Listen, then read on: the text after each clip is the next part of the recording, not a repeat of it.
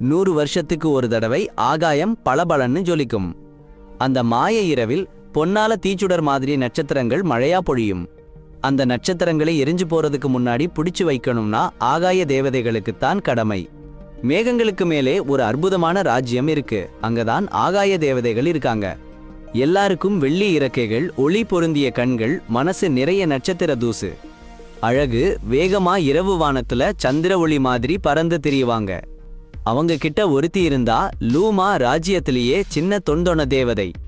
இறக்கைகள் கொஞ்சம் சின்னதா, பறக்கிறது தடுமாறி தடுமாறி. மற்ற தேவதைகள் அவ சுத்தி பறந்து மெதுவா மேகத்துல முட்டி கொள்றத பார்த்து சிரிப்பாங்க. ஆனா இந்த வருஷம் வித்தியாசம். 100 வருஷத்து நட்சத்திர மழை.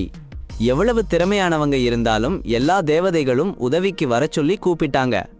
லூமா நட்சத்திரம் பிடிக்கிற அணியில சேர சொன்னப்போ அவ அதிர்ச்சியில வாங்கிட்டா. நானா?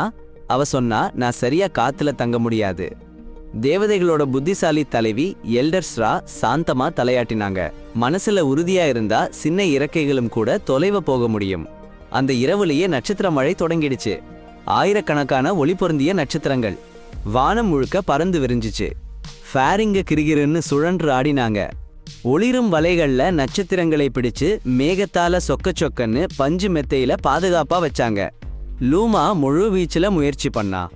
அவ பறந்து சுழன்று ஆடினா. ஆனா ஒவ்வொரு தடவையும் அவ நட்சத்திரத்தை பிடிக்க போனா அது அவ விரல்களை கடந்து போயிடுச்சு.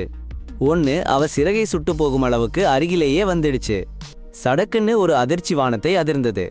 கருமேகங்கள் கிழக்கிலிருந்து வந்துகிட்டு இருந்தாங்க. அடர்த்தியா காட்டுமிராண்டி மாதிரி நட்சத்திரங்களை மறைச்சுடுச்சு.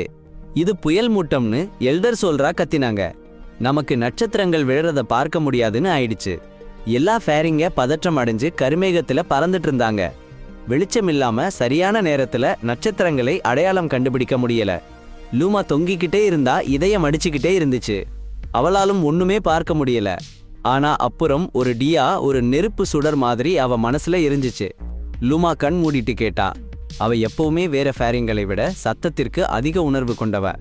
இப்போ அவ மெல்லிய சீறிட்டு போற ஒலியை கேட்டா ஒரு நட்சத்திரம் காத்துல வெட்டி போற மாதிரி. இன்னொன்னு சத்தமா சுனக்கன்னு கடந்து போச்சு. கண்களை வைச்சு பறக்கிறதுக்கு பதிலா லூமா அந்த சத்தத்தை பின்தொடர்ந்து போக ஆரம்பிச்சா. அவள் இடது பக்கம் ஓடி ஒரு நட்சத்திரத்தை பிடிச்சா. வலது பக்கம் சுழன்று இன்னொன்னையும் பிடிச்சா. சீக்கிரமா அவளோட சின்ன வளைந்து பிரகாசமான நட்சத்திரங்களால ஒளிர்ந்தது. ஒளி சத்தத்தால வழிநடத்தப்பட்டு அவள் இருட்டில் வேகமா பறந்தா. மற்ற தேவதைகள் கவனிச்சு லுமா வைஃப் பின் தொடர்ந்து வாங்கன்னு ஒருத்தர் கத்தினாங்க. ஒவ்வொரு தேவதையும் அவங்க இறக்கைகளை அமைதியா வச்சு காதுகளை தீவிரமா கேட்டாங்க. லுமா அந்த புயலுக்குள்ள நட்சத்திரங்களை பிடிச்சு அது எப்போதும் மங்கி போகாமல் காப்பாத்தினா. புயல் கடந்ததும் வானம் தெளிஞ்சு போச்சு. தேவதைகள் எல்லா நட்சத்திரங்களையும் காப்பாத்தினாங்க. காலை வெளிச்சத்தில் வான தேவதைகளின் பொன்னான ராணி ஒளிவண்டியில் இறங்கினா. லுமான்னு அவள் சொன்னா. அவள் குரல் காலை பனித்துளி மாதிரி மென்மையா இருந்தது. நீ கண்ணால பார்க்கல, ஆனா உன் இதயத்தால பார்த்த. நீ இரவை காப்பாத்தின. நன்றிக்காக மேலே இருந்த நட்சத்திரங்கள் மின்னின. ஒவ்வொன்னா முன்னாடி விட பிரகாசமா ஒளிர்ந்தது.